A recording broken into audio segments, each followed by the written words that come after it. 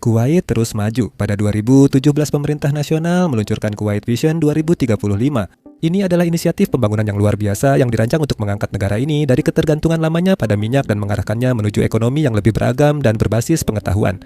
Sekarang, ini sebenarnya sudah menjadi tujuan bersama di seluruh Teluk, tetapi pada kenyataannya, Kuwait sedang kalah dalam persaingan dengan Arab Saudi bagian selatan. Uni Emirat Arab dan Qatar berkembang pesat dengan megawatt tinggi, investasi asing rekor, serta pusat penerbangan, keuangan, dan pariwisata maju. Untuk mengejar ketertinggalan, Kuwait meningkatkan investasi pemerintah lewat proyek mega baru. Puluhan miliar dolar telah dikeluarkan dan masih banyak lagi yang akan menyusul. Perluasan Bandara Internasional Kuwait dan sektor penerbangan menjadi pilar utama kampanye ini. Bandara ini mencolok secara visual, mengesankan secara teknis, dan sangat besar menjadi simbol ambisi Kuwait. Namun di balik kemewahan itu, bandara ini menjadi katalisator penentu di negara yang sangat ingin melakukan reinventasi diri secara geopolitik dan ekonomi.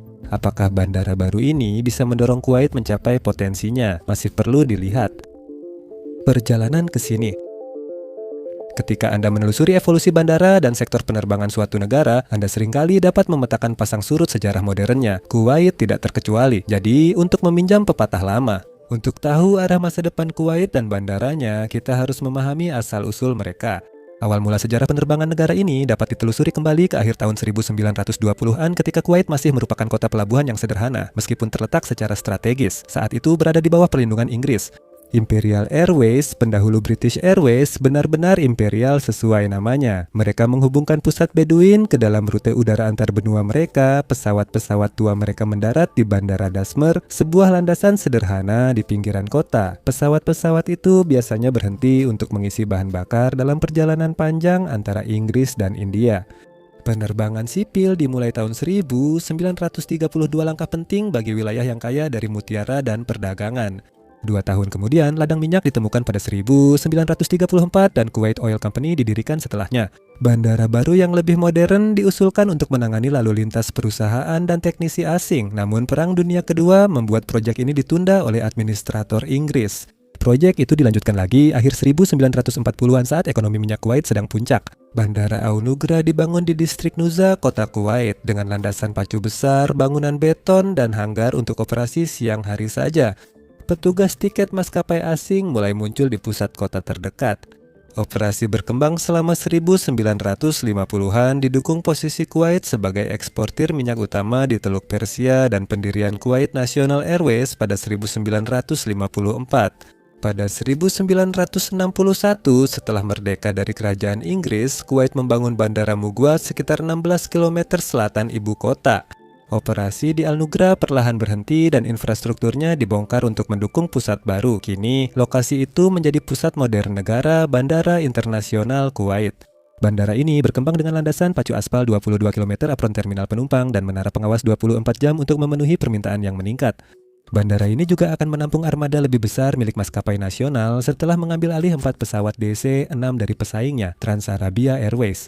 Investasi tersebut penting untuk menghubungkan dunia dengan Kuwait yang pada tahun 60-an dan 70-an adalah negara paling maju dan beragam secara ekonomi di kawasan Teluk bersama Bahrain. Kuwait juga memimpin sektor penerbangan berkat maskapai nasionalnya. Tahun 1979 kapasitas meningkat jadi 5 juta penumpang per tahun lewat terminal baru. Sementara sebelumnya operasional hanya terbatas pada siang hari, bandara yang telah diperluas kini menawarkan operasional 24 jam dan dilengkapi dengan sistem navigasi, presisi, pendaratan, dan komunikasi tercanggih, serta jaringan pencahayaan modern. Pusat kargo baru dibangun di samping terminal untuk memenuhi permintaan yang meningkat di wilayah itu. Sekarang saya tidak ingin terlalu membahas soal arsitektur, tapi dalam kasus ini rasanya saya harus melakukannya. Dan itu karena jika dibandingkan dengan terminal lainnya, terminal yang satu ini memang dan sampai sekarang tetap sangat unik. Silakan lihat sendiri. Arsitek hebat Jepang, Kenzo Tange, pelopor gerakan metabolisme di negaranya, muncul dari reruntuhan Jepang pasca perang. Didukung pendapatan biji melonjak dan terpukau budaya Jepang. Negara-negara Timur Tengah, terutama Kuwait, menyediakan tempat bagi tokoh utama gerakan ini setelah sukses membangun kedutaan besar Kuwait di Tokyo. Terminal 2 baru milik Kenzo Tange seperti yang disebut saat itu, disambut dengan pujian di seluruh dunia. Seorang kritikus terkemuka asal Inggris menyebutnya sebagai yang terindah di dunia, memuji kutipannya, kesederhanaan warna dan bentuk yang menakjubkan. Kutipannya lagi, Ruang putih yang terpahat, sedingin es batu, sebesar udara murni yang dihirup, seringan tenda seperti kanvas. Digantung dari kabel dan layar, itu baru bagian dalamnya. Sekarang, lihat dari sudut pandang burung. Itu benar-benar dirancang seperti pesawat, tambahkan pesawat sungguhan yang diparkir di sepanjang kontur bangunannya, dan kamu akan melihat pesawat-pesawat kecil seperti sedang menyusu pada induk pesawatnya. Beberapa penggemar menyamakan pesawat itu dengan pesawat luar angkasa Hollywood, mengingat fenomena budaya Star Wars saat itu. Ini mungkin bukan kebetulan, tapi sekarang sejarahnya menjadi lebih kelam. Setelah serangkaian perluasan dan renovasi selama tahun 1980-an termasuk 35 km yang sejajar dengan yang sudah ada, Bandara Kuwait yang terkenal di dunia memasuki tahap traumatis yang mendefinisikan era dalam perjalanannya yang disebabkan oleh invasi Irak yang meninggalkan luka mendalam di Kuwait. Pada 2 Agustus 1990, pasukan Saddam Hussein mengambil alih bandara, mengubahnya jadi logistik militer, serta menyita dan memindahkan setidaknya 15 pesawat Kuwait agar tak dipakai pasukan koalisi. Landasan pacu dan fasilitas diperkuat untuk pertahanan. Sebagian besar area bandara dirusak, dikosongkan, lalu dijual kembali. Pada Februari tahun berikutnya, bandara dan jalur ke pusat itu menjadi lokasi pertempuran Bandara Internasional Kuwait. Ini adalah pertempuran darat besar terakhir dalam kampanye pembebasan koalisi, dan pertempuran ini sangat menghancurkan.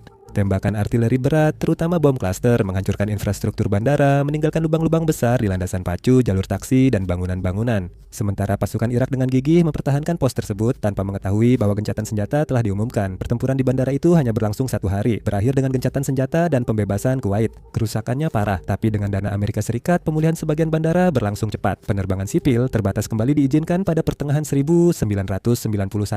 Namun, pemulihan total dan modernisasi masih butuh beberapa tahun lagi, serta investasi tambahan 50-100 miliar seiring peningkatan pertahanan militer. Kita percepat sekarang. Pada 2017, Kuwait telah pulih dari luka perang dan mengalami pertumbuhan menjanjikan dengan sektor penerbangan yang kompetitif. Sekitar 1 dekade sebelumnya, pejabat pemerintah telah meliberalisasi layanan penerbangan, sehingga muncul maskapai swasta Jazeera Airways dan Wataniya Airways. Maskapai berbiaya rendah seperti Fly Dubai dan Flynas dari Arab Saudi menjaga lalu lintas penumpang tetap stabil. Pada akhir tahun 2017, Bandara Kuwait telah melayani sebanyak 117 juta penumpang yang patut dihormati. Meski terminal penerbangan umum Sheikh Saad yang lebih kecil dibuka pada 2009 dan kini tutup, bandara tetap padat sehingga kelegaan tetap minim. Ini jadi prioritas resmi. 2 terminal lagi, Terminal 5 dan 4, dibangun berurutan pada Mei dan Agustus 2018. Terminal 5 tetap melayani Jazeera Airways. Terminal 4 dengan 9 gerbang dan kapasitas 45 juta penumpang per tahun digunakan oleh Kuwait Airways. Secara keseluruhan, ini telah menjadi solusi sementara yang efektif. Tetapi bahkan jika digabungkan, mereka tidak bisa bertahan lebih lama lagi. Dan Kuwait telah menghadapi masalah lain selama beberapa dekade dan sekarang sudah mencapai titik yang mengkhawatirkan. Kenaikan yang tak terbendung dan eksponensial dari negara-negara tetangganya di selatan, yang dengan cepat menggerogoti relevansi Kuwait di Teluk. Kuwait sangat membutuhkan terminal yang telah lama mereka impikan dan rencanakan diam-diam, yaitu Terminal 2 Colossus baru seluas 708.000 meter persegi.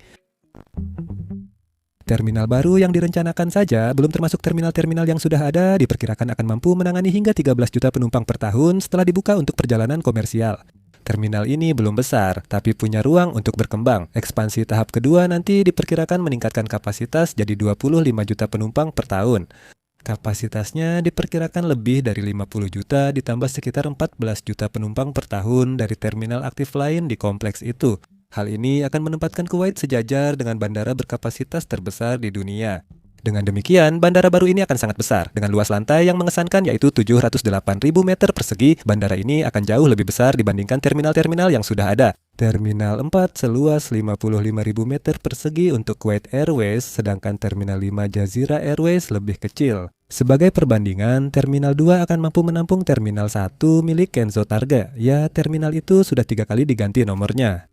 Biaya proyek terminal baru diperkirakan 43 miliar didanai pemerintah Kuwait. Namun, angka ini mungkin masih konservatif. Total biaya ekspansi diperkirakan 58-82 miliar tergantung sumber dan fase proyek yang dihitung.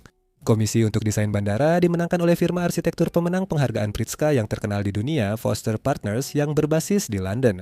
Konstruksi sedang ditangani oleh perusahaan Turki, Limak Inşaat, yang mencetak rekor sebagai kontrak paket tunggal terbesar yang pernah diberikan kepada kontraktor Turki di luar negeri.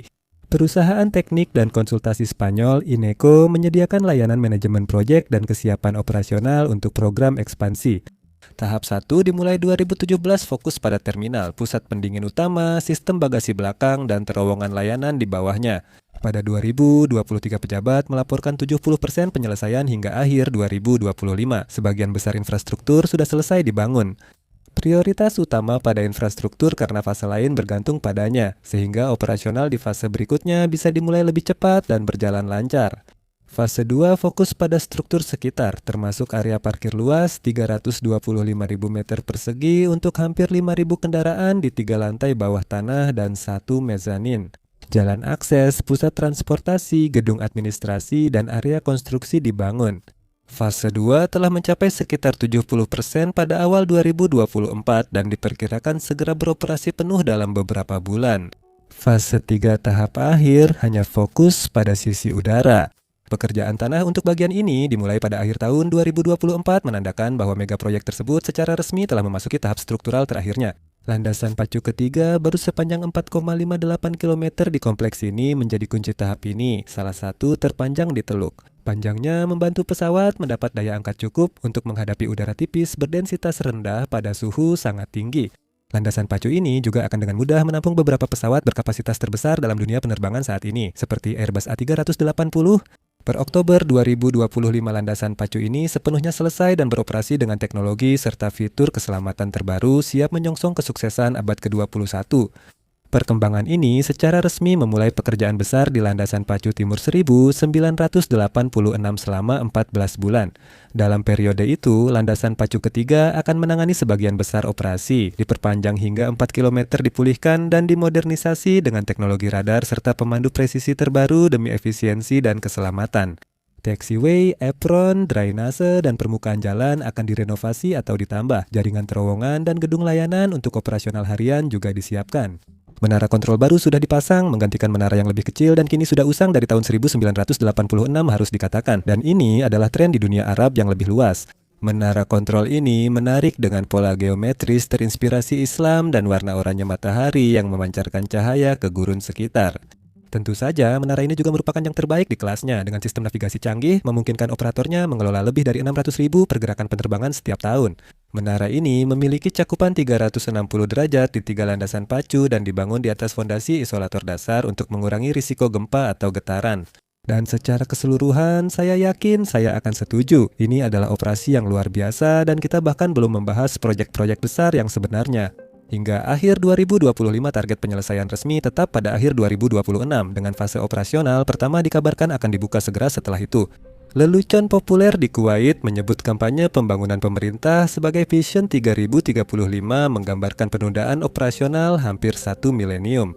Seperti lelucon bagus lainnya, ada kebenaran besar di baliknya. Saat konstruksi dimulai 2017 proyek ditargetkan selesai Agustus 2022. COVID memberi pukulan besar, memutus rantai pasokan global dan menghentikan arus tenaga kerja asing untuk konstruksi. Namun, penyebab lain seperti masalah logistik, kemacetan birokrasi, ketidakteraturan proses tender, dan birokrasi yang merugikan juga menjadi faktor utama. COVID memang sangat berdampak pada penerbangan Kuwait, namun masalah sistemik juga terus menghambat daya saing Kuwait di sektor ini. Berikut contohnya. Pada 2023 bandara ini melayani lebih dari 156 juta penumpang, naik 26% dari tahun lalu. Pada pertengahan 2024 angka itu turun 1% pada tahun berikutnya dan 3%.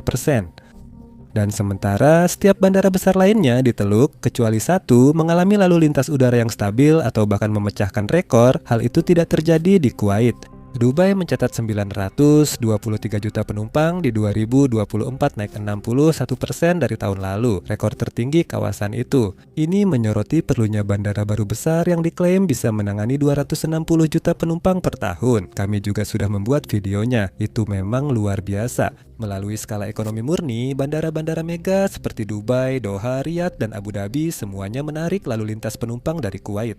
Dengan infrastruktur, logistik, dan jaringan rute yang lebih baik serta minyak jet lebih murah. Namun sekali lagi, yang juga patut disalahkan adalah ketidakefisienan bandara Kuwait sendiri, terutama infrastruktur dan layanan yang sudah ketinggalan zaman. Maskapai terus melaporkan kekurangan operasional dan keterlambatan, sehingga pengalaman penumpang terganggu. Lambannya birokrasi, keputusan yang lambat, dan kemunduran institusional membuat gagal menarik maskapai baru atau memperbarui kontrak lama. Terjadi eksodus maskapai utama. British Airways menghentikan penerbangan langsung pada Maret 2024 setelah 6 dekade beroperasi. Hal ini terjadi setelah sebelumnya Lufthansa dan Koninklijke Luchtvaart Maskapai juga menarik diri. Sejak 2019-14 maskapai telah tutup, menandakan Kuwait tidak layak secara ekonomi sebagai pusat penerbangan. Agar tetap kompetitif, Kuwait harus melanjutkan program ekspansinya. Tampaknya terminal tersebut memang sudah hampir selesai. Tanda utamanya adalah pemasangan jembatan penumpang baru-baru ini. Peralatan berat biasanya dipasang di tahap akhir pembangunan. Kita hanya perlu menunggu sisanya. Namun yang terpenting, Kuwait harus memastikan saat terminal siap, mereka juga menyelesaikan masalah institusi, birokrasi, dan iklim bisnis yang tertinggal, agar tetap relevan dan mencapai tujuan pembangunannya. Nanti akan saya bahas lebih lanjut. Untuk sekarang, cukup sudah membahas hal-hal suram, karena sekarang kita perlu melihat hasil dari kerja keras bertahun-tahun yang bisa dengan bangga diumumkan oleh pejabat Kuwait kepada publik. Dan itu tentu saja adalah Terminal Agung itu sendiri, sebuah mega project yang luar biasa membangun sesuatu yang sangat besar. Desain Terminal 2 sangat unik dan kembali menunjukkan kecenderungan pemerintah Kuwait pada estetika visual untuk menghadapi para pengkritik. Bangunan ini terdiri dari 3 sayap simetris sepanjang 12 km yang memancar dari titik pusat setinggi 25 meter. Bandara ini mirip bangunan baling-baling 3 bilah mengikuti tema aeronautika dari Kenzo Tange tahun 1970-an, namun kontraktor juga menargetkan tema lain secara lebih sengaja. Segitiga ini menyerupai perahu layar tradisional Dahau dari Teluk yang dulu dipakai mencari mutiara dan mengirim barang. Bentuk itu juga melambangkan burung pemangsa di Kuwait dan wilayah sekitarnya, terutama elang yang dihormati saat terbang. Tentu saja, baik perahu Dahau maupun burung elang sama-sama menjadi bagian dari lambang negara Kuwait. Fitur utama atapnya seluas hampir 300.000 meter persegi adalah hamparan panel surya fotovoltaik terbesar di dunia. Satu terminal akan memiliki sekitar 81.000 panel dengan daya puncak 294 MW dan 50 GWh jam. Ini akan memasok hampir setengah energi untuk pemanas air panas dan mewakili sekitar 10% dari total konsumsi energi gedung ini menurut salah satu sumber. Struktur atap utama merupakan hasil rekayasa dan arsitektur yang mengesankan. Struktur ini didukung 90 kolom beton mega dihubungkan lengkungan pracetak pasca tegang dan 817 elemen pracetak. Beratnya antara 150-350 ton dan dipasang sekitar 40 meter di atas pelat rakit. Semuanya disatukan oleh 36.964 kaset kulit komposit baja dan beton yang beratnya 26 hingga 6 ton dengan beragam bentuk dan ukuran. Dikelompokkan sebagai blok modular, mereka membentuk kubah bernuansa Islami yang membentang di seluruh ruang interior terminal. Semua kaset kulit ini diproduksi di lokasi oleh Adarpa, perusahaan Denmark yang ahli inovasi mekanik dan pembuatan cetakan berbantuan komputer. Kita membahas 85 meja yang bisa dipakai ulang dan disesuaikan digital lewat aktuator laser membentuk ribuan cetakan unik bertonton. Sekitar 100 unit per hari sangat cepat. Di 9 area pabrik yang berbeda dengan armada derek khusus yang semuanya bekerja secara serempak, cangkang-cangkang ini diangkat menggunakan strand jack ke tempatnya di atas solusi kerja sementara yang sebagian besar terdiri dari lengkungan baja sekunder yang diikat. Anda bisa melihat garis waktu dan skala fabrikasi kaset dimulai Desember 2018 pemasangan mulai April 2019. 3 tahun setelahnya, Maret 2022 meski terdampak COVID, fabrikasi dan pemasangan resmi selesai. Desain keseluruhan dengan hati-hati memperhitungkan kebutuhan untuk beradaptasi dengan kondisi lokal di salah satu negara terpanas yang dihuni di bumi. Struktur beton besar memberi massa termal signifikan, terutama atap dan dinding luar yang lebih tebal yaitu 30 cm. Atapnya memiliki lebih dari 8.000 jendela kaca yang menyaring cahaya siang dan memantulkan radiasi matahari untuk mencegah penyerapan panas. Lebih dari 63% fasad bangunan menggunakan kaca ganda berkinerja tinggi, terutama di sisi timur dan barat. Ini menciptakan kesan elegan dan lapang dengan cahaya alami melimpah. Terminal ini dirancang dengan kesederhanaan elegan dan keterbacaan manusia menurut para perancangnya, Fosters dan rekan-rekan. Lebih penting, fitur isolasi termal bisa membantu mengurangi konsumsi energi mahal untuk pendingin udara dan pencahayaan terminal. Proyek ini sangat menekankan keberlanjutan dalam desain dan konstruksinya. Pemerintah Kuwait sedang menjalankan misi untuk mendapatkan sertifikasi LEED Gold, sebuah penghargaan bergengsi dari United States Green Building Society yang mensertifikasi kredensial ramah lingkungan yang luar biasa, yang menjunjung tinggi praktik lingkungan terbaik di industri ini. Jika penghargaan itu diraih, terminal penumpang ini akan menjadi salah satu yang sedikit di dunia, bahkan terbesar yang mendapatkannya. Berikut beberapa contoh penerapan hal ini dalam perencanaan dan konstruksi gedung. Desainnya memperhitungkan langkah-langkah ketat untuk konservasi air, mulai dari pemasangan keran beraliran rendah hingga penggunaan kembali air abu-abu yang digunakan di wastafel dan kemudian dimanfaatkan kembali untuk air siram toilet. Semua ini bisa mengurangi konsumsi hampir 50%. Air toilet bandara akan diolah di tempat dan digunakan untuk mengairi lanskap luar sehingga kebutuhan air bersih untuk irigasi bisa dikurangi hingga 100%. Bahan ramah lingkungan lokal banyak digunakan, sebagian besar didaur ulang dari limbah konstruksi di tempat pembuangan sampah. Anggaran konstruksi mencakup tim khusus untuk membersihkan lokasi kerja dan mendaur ulang limbah. Sebanyak 86% limbah berhasil didaur ulang. Mengenai polutan, bahan bangunan seperti cat, perekat, dan sealant sengaja dipilih yang memiliki kadar senyawa organik volatil atau senyawa organik volatil yang rendah. Unit penanganan udara berteknologi tinggi akan dipasang untuk memastikan kualitas udara optimal sehingga terminal tetap bersih, terang, nyaman, dan mudah dinavigasi. Terminal ini dirancang untuk kenyamanan dan kemudahan navigasi dengan 5 lantai berdekatan yang masing-masing punya peran dalam pengalaman penumpang. Lantai dasar dipakai untuk kedatangan dan check-in, sedangkan lantai lain digunakan untuk layanan utama bandara seperti gerbang keberangkatan dan ruang very important person. Tapi sekarang setelah kita membahas gedung terminal utama, apa yang bisa kita harapkan dari keseluruhan pengalaman penumpang? Apa saja spesifikasi teknologi bandara yang akan ditingkatkan? Jadi inti operasinya seperti yang Anda harapkan. Agar mampu bersaing regional dan internasional, serta mengakomodasi lalu lintas udara, sistem teknologi bandara harus unggul. Sistem penanganan bagasi, baggage handling system, dinilai mampu bekerja dengan baik dan merupakan fitur tercanggih di bandara. Dirancang grup B EMA Jerman, sistem ini memakai wadah untuk menyortir, melacak, dan mengangkut bagasi di konveyor cepat dalam jaringan bawah tanah. Sistem ini dapat memproses 2.930 bagasi per jam sejak mulai beroperasi. Sistem ini menawarkan ruang berkembang luas dan pemeriksaan bagasi menyeluruh dengan unit X-ray tomografi terkomputasi sesuai standar keamanan internasional tertinggi. Fitur penting untuk efisiensi sistem ini adalah Early Baggage Storage berbasis rak, yaitu sistem penyimpanan bagasi awal. Ini memungkinkan hingga 1.800 bagasi disimpan di area khusus sampai diperlukan. Diangkat masuk dan keluar oleh mini loader otomatis yang dikendalikan komputer, sistem ini akan menampung bagasi yang check-in lebih awal, tetapi juga mencegah sistem menjadi terlalu penuh selama jam sibuk. Koper prioritas rendah akan diparkir di sana sebelum akhirnya dibawa ke pesawat tujuan sesaat sebelum keberangkatan. Ini dilakukan dengan sistem batch building, di mana tas penerbangan yang sama otomatis dikelompokkan dan diambil bersama. Ini mempercepat proses pemuatan ke troli atau unit load device dan memudahkan petugas darat.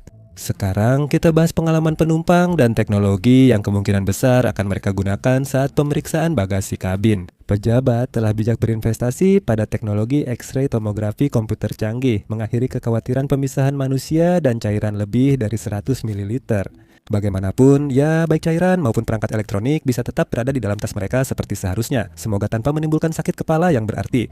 Kita bisa berharap banyak gerbang pintar pemindai paspor di imigrasi sehingga pemeriksaan manual tak diperlukan. Topik ini jarang diliput media. Namun mengingat anggaran dan cakupan proyek ini serta kebutuhan untuk bersaing secara internasional, hal ini tampaknya sangat mungkin. Seberapa banyak infrastruktur biometrik yang akan tersedia dalam beberapa tahun ke depan, yaitu teknologi pengenalan sidik jari dan wajah itu belum jelas, mengingat pendaftaran sebelumnya dibutuhkan untuk sistem-sistem ini. Untuk perjalanan, kemungkinan pasokan akan ditingkatkan. Penumpang harus memahami teknologi baru ini dan mendaftar sebelum terbang. Sementara, kemajuan di sisi udara merupakan bagian dari terminal. Selain bea cukai dan pemeriksaan paspor, bandara juga tengah mengalami peningkatan besar. Pada fase ketiga, 36 gerbang keberangkatan terminal akan dilengkapi teknologi mutakhir, yaitu sistem panduan parkir visual canggih, Advanced Visual Docking Guidance.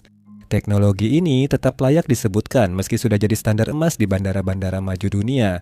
Sistem otomatis ini memadukan sensor dan unit tampilan untuk membimbing pilot ke titik parkir pesawat yang telah ditentukan dengan presisi tinggi. Pada gadget tertentu, ini menggantikan marshaller manusia, menghilangkan risiko kesalahan, menstandarkan waktu putar balik, dan meningkatkan keamanan. Karena mereka sangat totalitas, pejabat Kuwait memilih teknologi terbaru yang secara teori memastikan identifikasi pesawat 100% akurat integrasi dan deteksi rintangan di apron. Peningkatan ini dilengkapi jaringan pencahayaan lapangan terbang canggih. Ini memberi petunjuk visual bagi pilot dan petugas lalu lintas udara untuk memaksimalkan keselamatan dan kelancaran operasi saat jarak pandang rendah, terutama malam hari.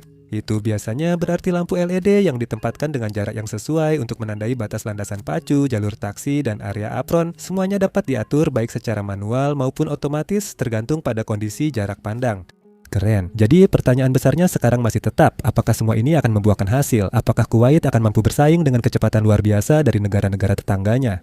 Dengan semua peningkatan ini, apakah ini akan menjadi tantangan serius bagi dominasi regional mereka di sektor penerbangan? Ujian bagi Kuwait.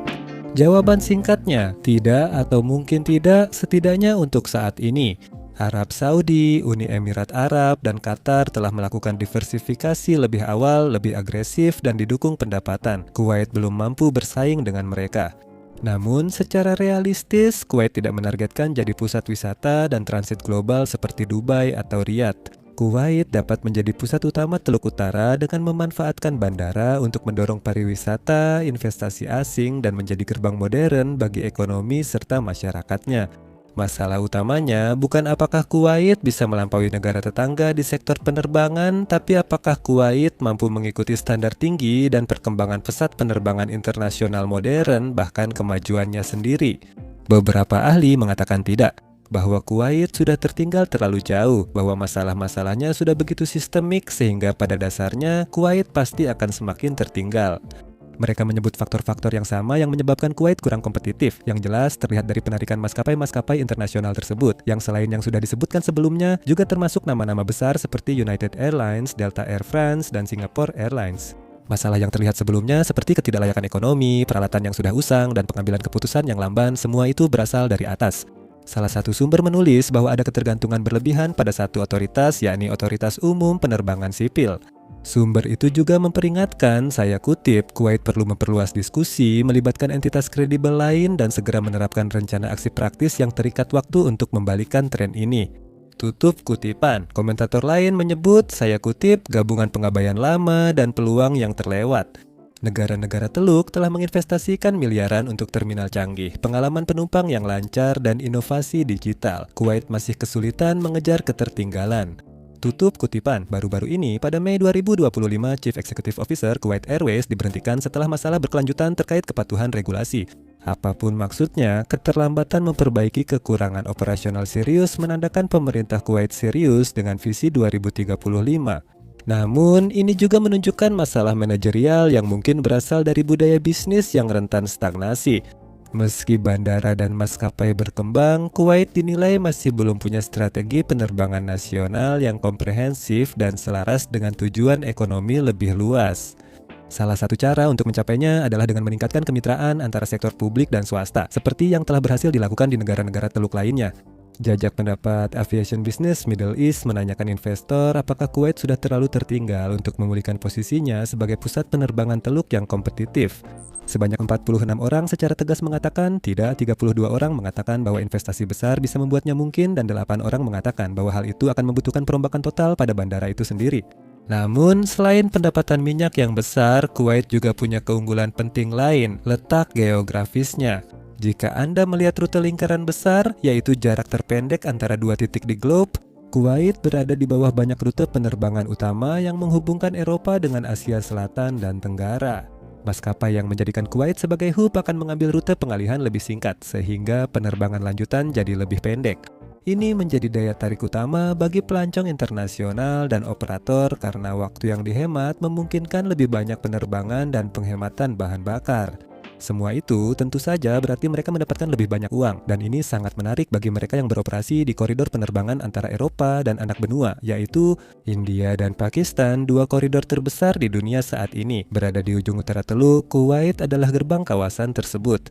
Dibandingkan dengan negara-negara di Tenggara, Kuwait jauh lebih dekat ke pasar utama di Eropa, Afrika Utara, dan sebagian besar Asia seperti Iran, Turki, Levant, Asia Tengah, dan Eropa Timur. Semua ini adalah pasar berkembang penting yang melakukan perdagangan dalam volume besar dengan negara-negara Teluk.